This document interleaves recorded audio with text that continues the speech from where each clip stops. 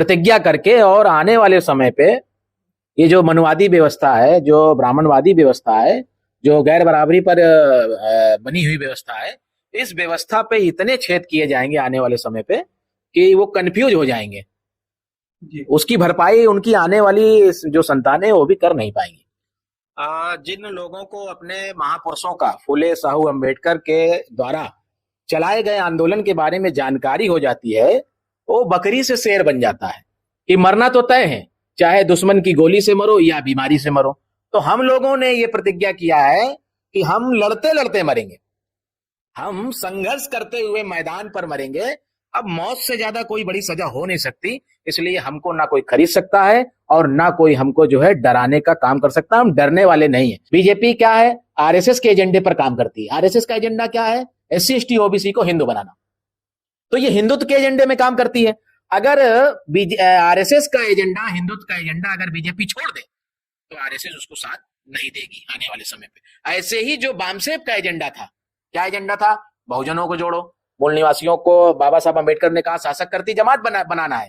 तो लेकिन ये मूल एजेंडे से, विचारधारा से, 1585 की लड़ाई से वो भटकने का और उसको छोड़ने का काम बहन जी ने किया है। कुछ लोगों को बुरा लग सकता है, लेकिन भाई सच्चाई है। मैं ऐसे बहुत सारे वन नेशन वन इलेक्शन का जो मुद्दा आया, जो बहुजन समाज के विरोध में है, उसका भी बहन जी ने स्वागत किया। तो ये भी एक पहलू हमको देखना चाहिए। बहन जी के पीछे हम पूरी पार्टी अपनी खत्म कर सकते हैं, विलय कर सकते हैं, लेकिन मुद्दा क्या है, बहन जी अपने बहुजन समाज की लड़ाई लड़े। कांशीराम साहब ने जो मिशन चलाया था उस पर आ जाए। हम लोग बहुजन मुक्ति पार्टी खत्म कर देंगे, क्योंकि हमें पार्टी चलाने का कोई शौक नहीं है। साथियों नमस्कार, इस वक्त मैं मौजूद हूं कानपुर में, और कानपुर में हमारे साथ हैं छेदी कोटे सर हैं। सबसे पहले सर, हमारे चैनल पे आपका बहुत बहुत स्वागत है। धन्यवाद सर। आपका जो नाम है छेदी कोटे, कि लोग कहते हैं छेदी कोटे कैसा नाम है? ये नाम के पीछे चूंकि जब हमारे घर पे जब बच्चा पैदा होता था तो ज्यादातर एससी एसटी ओबीसी के जो लोग हैं वो ब्राह्मण से पूछते थे कि क्या नाम रखना है। तो जब मैंने इसके बारे में अपने पिताजी से पूछा तो उन्होंने कहा कि हाँ, पंडित जी के पास हम लोग गए थे तो उन्होंने बताया कि ये नाम उनके द्वारा दिया हुआ है। तो फिर जब मैं बामसेब के आंदोलन में आया, जुड़ा, बीएमपी में मैंने काम करना शुरू किया, तो मैंने अपना नाम बदला नहीं जानबूझकर। तो मैं, जिन लोगों ने मेरा नाम रखा है, तो लोग कहते नहीं कि कहीं ना कहीं से तो आपको जो एनर्जी मिलती है, जो एक प्रोत्साहन मिलता है, वो कहाँ से मिलता है? तो मुझे अपने नाम से ही एनर्जी मिलती है कि मैं अपने नाम को ही प्रतिज्ञा करके और आने वाले समय पे ये जो मनुवादी व्यवस्था है, जो ब्राह्मणवादी व्यवस्था है, जो गैर बराबरी पर बनी हुई व्यवस्था है, इस व्यवस्था पे इतने छेद किए जाएंगे आने वाले समय पे कि वो कंफ्यूज हो जाएंगे जी। उसकी भरपाई उनकी आने वाली जो संतानें वो भी कर नहीं पाएंगी। वर्तमान में देखने को मिला कि बड़े बड़े लीडर जो हैं डर चुके हैं वर्तमान की जो सरकार है। आपको डर नहीं लगता? अभी इतना समाज में खुलकर काम करते हैं और गैर बराबरी की व्यवस्था को उखाड़ फेंकने की बात कर रहे हैं। आपको डर नहीं लगता ऐसे लोगों से जो ऐसी व्यवस्था बरकरार रखना चाहते हैं? जिन लोगों को अपने महापुरुषों का, फुले साहू अम्बेडकर के द्वारा चलाए गए आंदोलन के बारे में जानकारी हो जाती है, वो बकरी से शेर बन जाता है। क्योंकि जब हमने वामन मेश्राम साहब को पहली बार 2011 में कानपुर में सुना, उस समय हम लोग बीएसपी में थे। तो जब मैंने वामन मेश्राम साहब को, फूलबाग कानपुर में एक एरिया है, वहां पर आए थे साहब, करीब 400-500 लोग थे।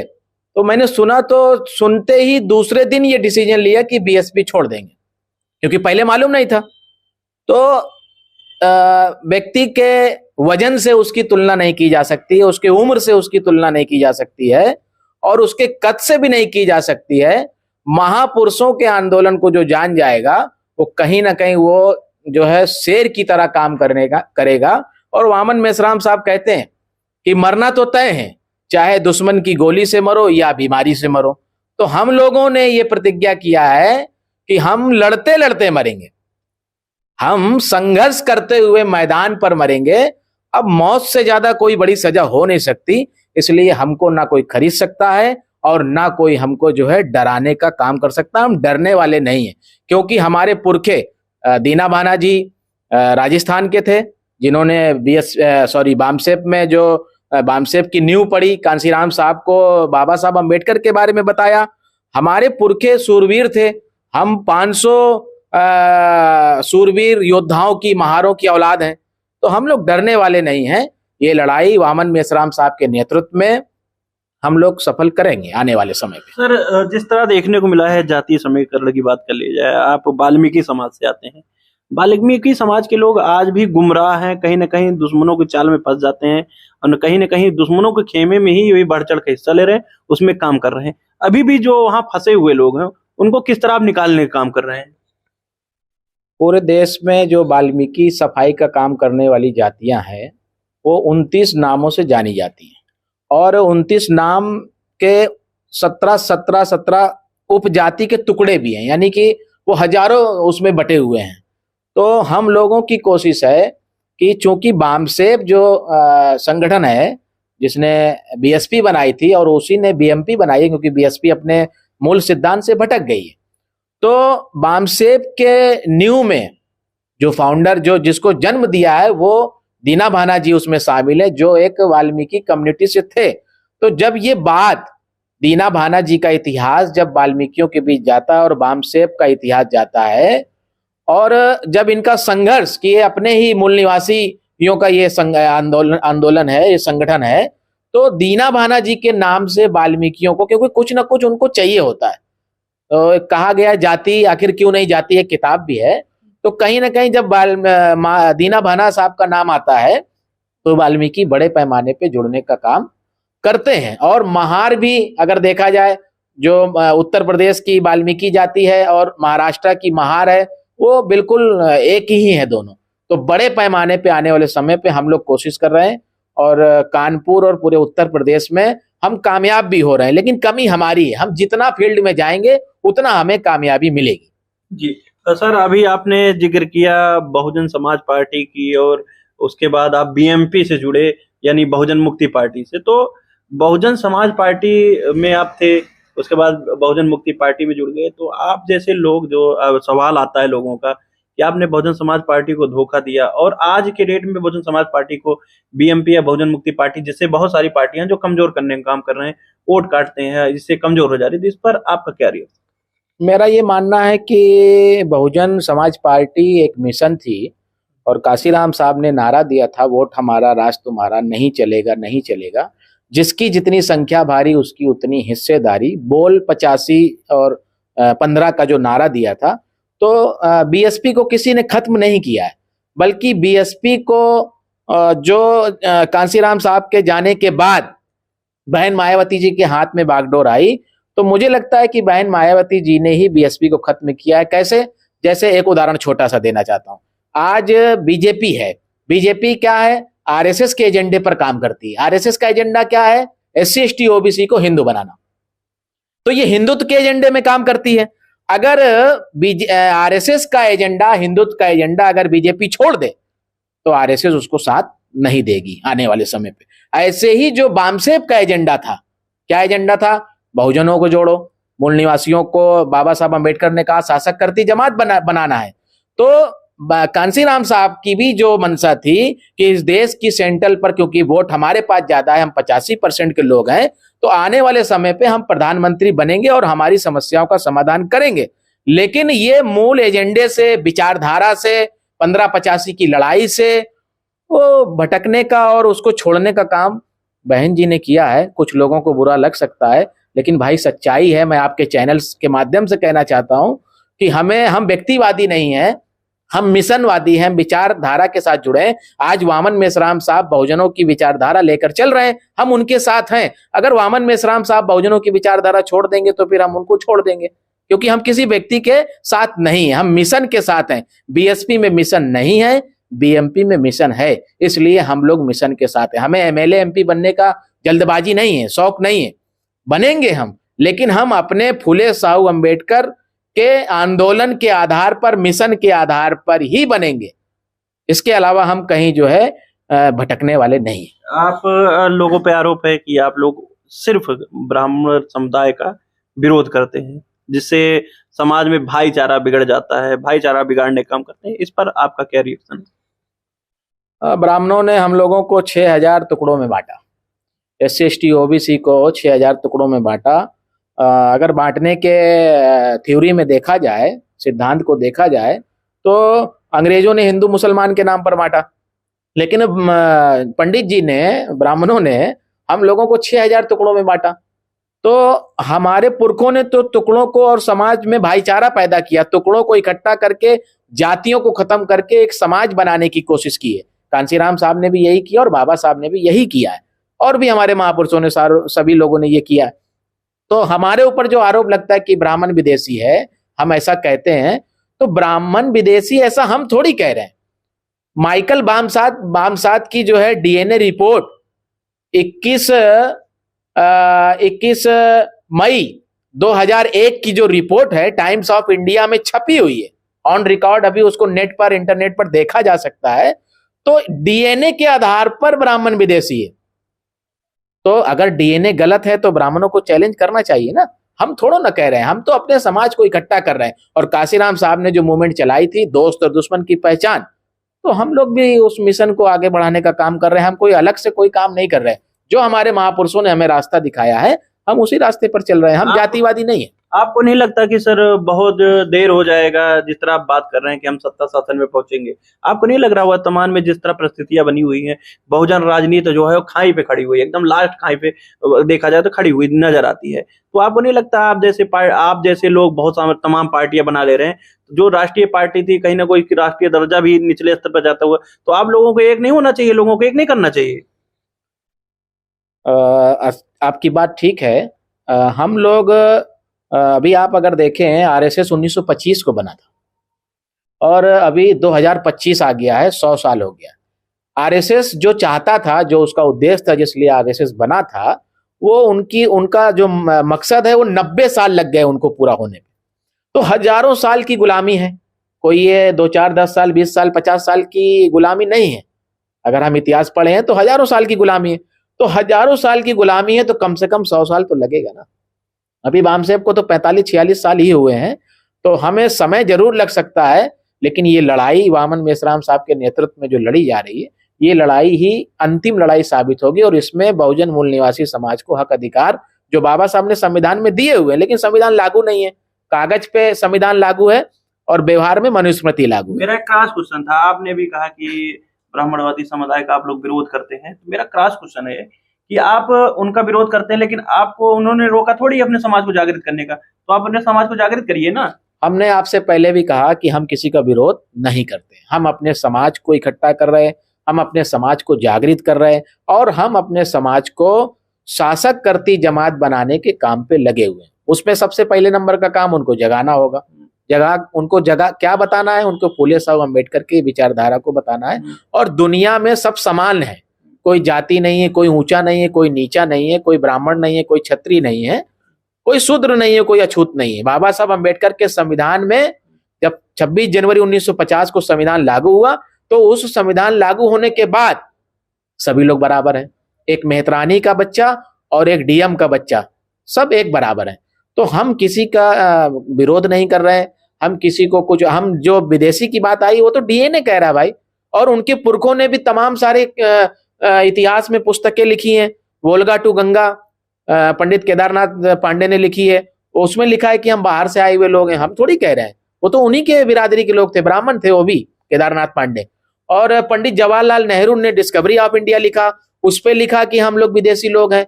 तो ऐसे बहुत सारे साक्ष्य हैं, हम किसी पर आरोप नहीं लगा रहे, हम अपने समाज को इकट्ठा कर रहे हैं। बहन जी को क्या संदेश देंगे? मान लीजिए बहन जी आपका कौन सी ऐसी बात मान ले कि आप लोग बोरिया बिस्तर बिठा, मतलब समेट कर उनको आप समर्थन कर देंगे? भारत मुक्ति मोर्चा के राष्ट्रीय अध्यक्ष, बामसेब के राष्ट्रीय अध्यक्ष वामन मेश्राम साहब के मतलब उनको हम लोगों ने जो उनकी विचारधारा है, जो उनका मूवमेंट है, उनको आदर्श बनाकर हम लोगों ने BMP बनाई है, उनसे जो है प्रभावित होकर।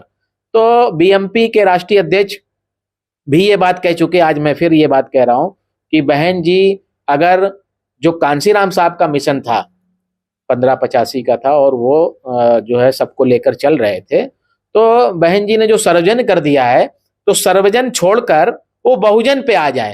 यानी बहुजन समाज के दुख दर्द को उनको नहीं समझ में आता क्या? अभी बहन जी ने बाबा साहब अम्बेडकर का अपमान जब अमित शाह जी ने किया, इस देश के जो गृह मंत्री हैं, केंद्रीय गृह मंत्री, तो उस पर बहन जी ने आंदोलन किया। अच्छी बात है, हम इसका समर्थन करते हैं, करना चाहिए। लेकिन बहन जी ने जब सवर्णों को ईडब्ल्यूएस के माध्यम से जो 10% सवर्णों को जो है इनको आरक्षण दिया गया मोदी सरकार में, तो बहन जी ने इसका स्वागत किया। ऐसे बहुत सारे वन नेशन वन इलेक्शन का जो मुद्दा आया, जो बहुजन समाज के विरोध में है, उसका भी बहन जी ने स्वागत किया। तो ये भी एक पहलू हमको देखना चाहिए। बहन जी के पीछे हम पूरी पार्टी अपनी खत्म कर सकते हैं, विलय कर सकते हैं, लेकिन मुद्दा क्या है? बहन जी अपने बहुजन समाज की लड़ाई लड़े। कांशीराम साहब ने जो मिशन चलाया था उस पर आ जाए। हम लोग बहुजन मुक्ति पार्टी खत्म कर देंगे, क्योंकि हमें पार्टी चलाने का कोई शौक नहीं है। लेकिन क्या करें, जो महापुरुषों की लड़ाई थी, जो आंदोलन था, जो मिशन था, वही खत्म होते दिखाई दे रहा है। तो इसलिए हम लोग जो है बीएमपी में काम कर रहे हैं, इसको बढ़ा रहे हैं, ताकि अपने महापुरुषों के मिशन को बचाया जा सके। और जो लोग आरोप लगाते हैं कि आप बीएसपी को खत्म कर रहे हैं, आपने क्यों बनाया, जब बीएमपी क्यों बनाया, बीएसपी है, बहुजन समाज पार्टी राष्ट्रीय लेवल की पार्टी है। तो उन लोगों को मैं ये कहना चाहता हूं कि भाई थोड़ा इतिहास पढ़ लो। जब आरपीआई थी तो कांशीराम साहब ने बीएसपी क्यों बनाई थी? सवाल ये भी है ना। आरपीआई तो बाबा साहब अम्बेडकर ने बनाई थी, लेकिन उसके बाद भी आरपीआई चल रही थी और मान्यवर कांशीराम साहब ने बीएसपी बनाई। क्यों? क्योंकि आरपीआई में जो दुश्मन लोग थे वो हावी हो गए थे, विचारधारा खत्म हो गई थी, मिशन से, अपने मकसद से, उद्देश्य से भटक गए थे, इसलिए कांशीराम साहब ने बीएसपी बनाई। आज बीएसपी भी अपने मकसद से, अपने उद्देश्य से, बहुजन मिशन से, अपने कैडर से भटक गई है, इसलिए बीएमपी बनी हुई है। और बीएमपी ही एक दिन बीजेपी का मुकाबला करेगी। अभी हमारे पास एक भी विधायक नहीं है, कोई बात नहीं है, लेकिन आने वाले समय पे हमको यकीन और विश्वास है, हमारे काम के आधार पर, मिशन के आधार पर, कैडर के आधार पर, हमारे लोग सारे देश, बीएमपी कोई 1-2 राज्यों की पार्टी नहीं है, 25 राज्यों में इसका नेटवर्क है। तो आने वाले समय पे बीएसपी बीजेपी का मुकाबला वैचारिक रूप से और सभी तरीके से जो है बहुजन मुक्ति पार्टी ही करेगी आने वाले समय। वन नेशन वन इलेक्शन की बात की आपने, इससे क्या दुष्परिणाम जो समाज में आने वाला है, इस पर आप प्रकाश डालिए सर। वो चाहते हैं कि इस देश में इलेक्शन ही ना हो। आरएसएस की जो विचारधारा है वो तो चाहती है कि मोदी जी ही बने रहे हमेशा। जैसे समय समय पर इन लोगों ने बयान दिया है, आरएसएस ने, अमित शाह ने बयान दिया, बीजेपी के, आरएसएस ने, कि अभी हमारी सरकार, मोदी जी प्रधानमंत्री 50 साल तक रहेंगे, लोग भूल जाए। तो वो तो चाहते हैं कि इलेक्शन ना हो। वन नेशन वन इलेक्शन से हम लोगों को बहुत बड़ा नुकसान है। अगर नुकसान ना होता तो ये लाते ही ना, ये समझ लीजिए। और इस मुद्दे को भटकाने के लिए बाबा साहब का विरोध किया। जितने भी समाज के मुद्दे हैं जिससे हमें हमारे लोगों मतलब उन मुद्दों के आधार पर लोग जागृत होते हैं, ये लोग डाइवर्ट कर देते हैं, क्योंकि मीडिया इनके पास है, उसका इस्तेमाल करते हैं बड़े पैमाने पर। सर लास्ट सवाल मेरा ये है कि क्या लगता है कि किन किन मुद्दों को लेकर बहुजन समाज के लोगों को आज के दिन में सजग होना चाहिए? क्योंकि बहुजन समाज के लोगों को ये देखने को मिला है कि जब कोई नया व्यक्ति उभर के आता है समाज में, तो उसको ही नेता मान बैठते हैं और उनका सबसे बड़ा उसको भुगतना पड़ता है आगे चल के समाज में। तो उसको क्या संदेश देंगे? क्योंकि आप समझ रहे हैं ना कि जो मैं बातें कर रहा हूँ, कि कोई भी व्यक्ति आता है, अचानक नेता बन जाता है, उसी के पीछे हमारे समाज के लोग लग जाते हैं। सही बात है आपकी। इस पर मैं आपके माध्यम से यही कहना चाहता हूँ कि जो लोग आपके हक अधिकार की लड़ाई लड़ रहे हैं, जो आपको जगा रहे हैं, देखो, जो जगाता है, मतलब जो जागृत करता है, वो धोखा नहीं देता है। केवल जय भीम करने से, जय भीम जय भीम जय भीम बोलने से मिशन पूरा नहीं होगा। बाबा साहब अम्बेडकर ने कहा, मेरे नाम की जय जयकार मत करो, बल्कि मेरा अधूरा काम पूरा करने के लिए जान की बाजी लगाओ। तो जो लोग जय भीम का नारा लगाते हैं, बाबा साहब की जयंती मनाते हैं, उनको पता ही नहीं है कि बाबा साहब का मिशन क्या है। उनको पता ही नहीं है, मालूम नहीं है, जानकारी नहीं है कि उनका अधूरा सपना क्या है। अरे पहले जानो, फिर कर पाओगे ना पूरा अधूरा सपना क्या है। बाबा साहब अम्बेडकर का जो अधूरा सपना था, वो एक लाइन पे अगर बताया जाए तो मूल निवासियों को, बहुजन मूल निवासियों को मनुवादियों की गुलामी से, वादियों की गुलामी से आजाद कराना ही उनका मकसद था। अभी हम लोग आजाद नहीं हुए। हमारी आजादी का आंदोलन जो 1848 को ज्योतिराव फुले ने शुरू किया था, वो आजादी का आंदोलन ही आज बामसेफ चला रहा है। बहुत सारे नकली लीडर समाज में आते हैं और उनको मीडिया, काशीराम साहब को मीडिया क्यों नहीं दिखाता था, और बाबा साहब अम्बेडकर को मीडिया क्यों नहीं दिखाता था, जो ये इनका जो मीडिया है, जो हमारा दुश्मन विचारधारा के लोग हैं, क्यों नहीं दिखाता था। बाबा साहब को मूक नायक अखबार चलाना पड़ा, अगर दिखाते तो चलाना ना पड़ता। कांशीराम साहब को बहुजन संगठन अखबार निकालना पड़ा। आज एक नेता देश में ऐसा है जिसको ये मीडिया नहीं दिखाती है, उसका नाम वामन मेश्राम है। तो इनसे कैसे निपटेंगे? ऐसे जो मीडियाधारी लोग बैठे हुए हैं सत्ता में, वो लोग आप खबरें नहीं चलाते, उन लोगों से निपटने के लिए आपके पास क्या?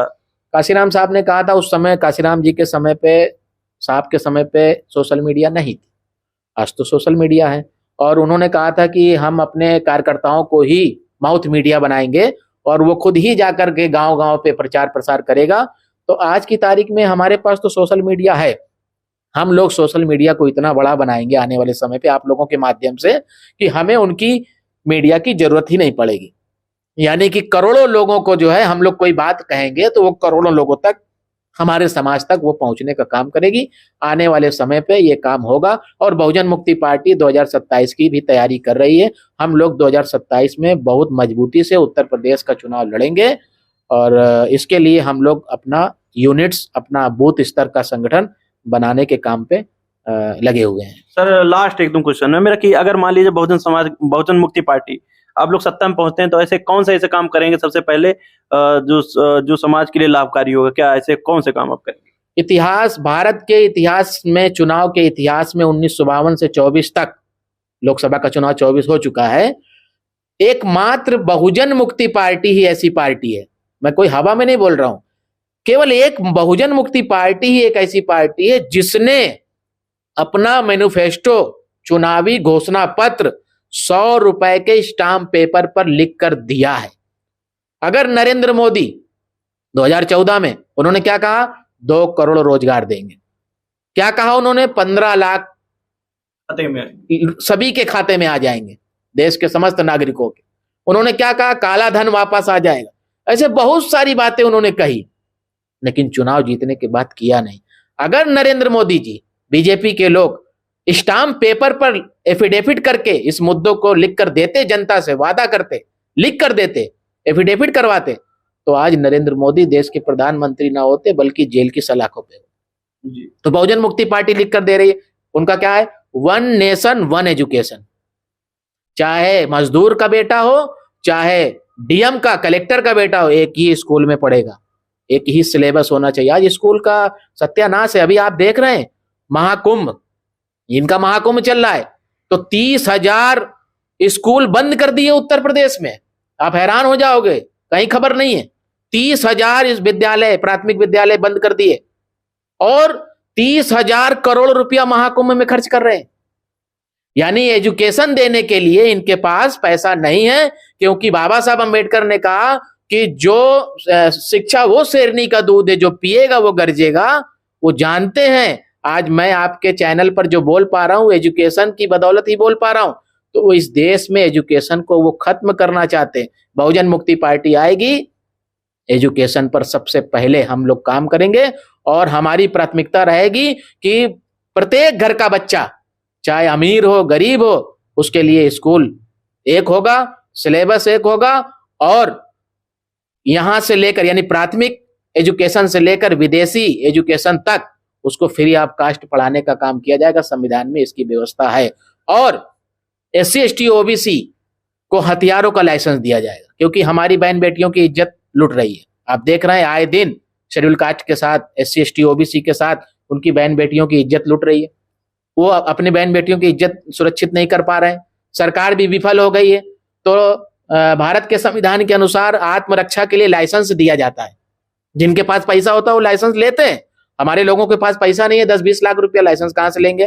तो बहुजन मुक्ति पार्टी SC ST OBC को हथियारों का, मैं आपके चैनल में कह रहा हूं खुल्लम खुल्ला, हथियारों का लाइसेंस देगी। गैर संवैधानिक नहीं, संवैधानिक है। हथियारों का लाइसेंस आत्मरक्षा के लिए संविधान के हिसाब से दिया जाता है। तो बहुजन मुक्ति पार्टी SC ST OBC के लोगों को हथियारों का लाइसेंस देगी, जिससे वो बड़े पैमाने पे जो है अपने बहन बेटियों की अपनी आत्म सुरक्षा कर सके। एक रैली पे मैंने कानपुर देहात पे ये बात बोली, तो एक कार्यकर्ता ने, जब मैं बोलकर मंच से उतर रहा था, तो एक कार्यकर्ता ने कहा कि सर हमारी सरकार आएगी तो आप लाइसेंस तो हमको दे दोगे, मिल जाएगा फ्री में, लेकिन बंदूक और जो राइफल है वो तो बहुत महंगी मिलती है, कैसे आएगी? तो मैंने कहा दोस्त, इसकी भी चिंता करने की कोई जरूरत नहीं है, सरकार एक आदेश निकालेगी, कानून बनाएगी, और जैसे आप कार लाते हो, हमारे लोग, कुछ लोग लाते हैं, जैसे आप मोटरसाइकिल लाते हो, फ्रिज, टीवी, कूलर लाते हो, फिर किस्त में लाते हो, इंस्टॉलमेंट पर, वैसे बंदूक भी किस्त पर मिलेगी और आपको टेंशन लेने की जरूरत नहीं। तो बहुजन मुक्ति पार्टी के ऐसे बहुत सारे मुद्दे हैं। भूमि आयोग का गठन करेंगे, किसी के पास 1000 बीघा जमीन है, किसी के पास 10 बिस्वा भी जमीन नहीं है, क्या है? तो जमीन का बंटवारा, बाबा साहब ने भूमि आयोग बनाया है, जमीन का बंटवारा भूमि आयोग बनेगा, और जमीन का बंटवारा होगा, अतिरिक्त भूमि जिसके, उसकी मर्यादा तय की जाएगी, और अतिरिक्त भूमि जिसके पास होगी उसको जब्त किया जाएगा।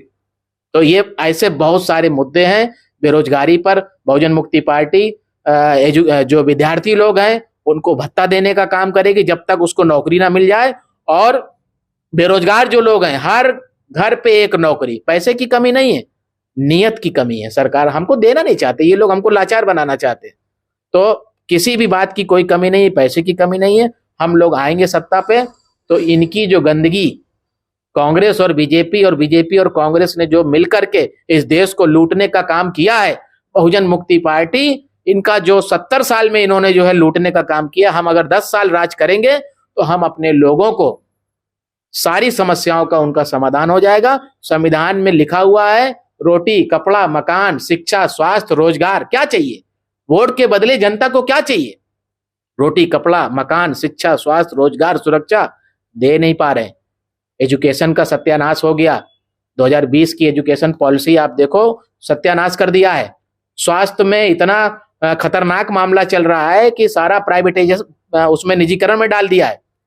तो एक 5 रुपए की टेबलेट होती है तो 5000 में बेच रहे हैं, ये लोग मर रहे हैं। जिनके पास पैसा वो इलाज कराता है, जिनके पास पैसा नहीं, तो पैसा किसके पास नहीं है? SC ST OBC के पास नहीं है, माइनॉरिटी के, मुस्लिम समाज के पास नहीं है। तो आने वाले समय पे हम लोग, अगर 10 साल भी हमने राज किया और करेंगे, आपके चैनल से हमें इतना विश्वास है, आपके माध्यम से कह रहे हैं कि बहुजन मुक्ति पार्टी आने वाले समय पे केंद्र में जाएगी, और जब केंद्र में जाएगी तो ही हमारे बहुजन समाज का, मूल निवासी समाज का भला होगा, इनका विकास होगा, इनको मुख्य धारा पे लाया जाएगा, और ये काम हम लोग आने वाले समय पे करेंगे। तो साथियों, हमारे साथ थे छेदी कोटे सर, जिन्होंने साफ तौर पे कहा कि बहुजन समाज के लोग जो संविधान में जो हमारे हक और अधिकार की बातें हैं उसको समझने की कोशिश करें। बाबा साहब ने जो संविधान बनाया उसमें सारे हक और अधिकार ऑलरेडी देकर रखा है, बस उसको लागू कराने की जरूरत है। तो सर ने तमाम विषयों पे हमारे साथ चर्चा की।